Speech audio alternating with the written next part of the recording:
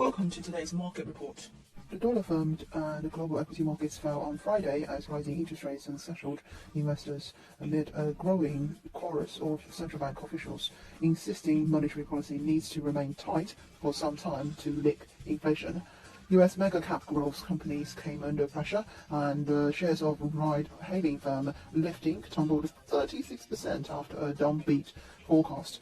In Europe, a Dow outlook by Adidas added to the downbeat mood that higher interest rates gave investors.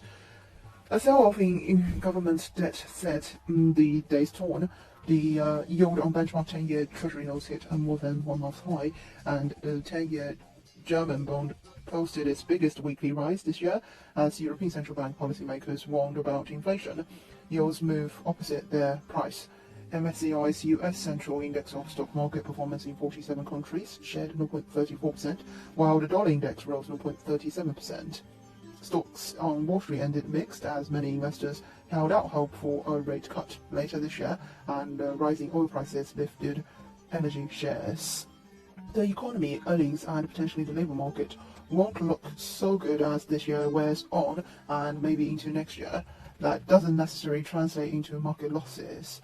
Broad disinflation has yet to start, even if overall price growth has been in quick decline. According to ECB board member Isabel Schnabel, the latest Eurozone policymaker to say rates must rise further to combat inflation. Fed officials said the same all week, as did policymakers in Australia, Sweden and Mexico, as they too raised rates. The Dow Jones rose 0.5%, the S&P 500 gained 0.22%, and the Nasdaq dropped 0.61%. The pan-European stock 600 index fell 0.96%. Cable is at 120, euro dollar is at 106. This is today's market report. Thanks for listening. We'll see you next time.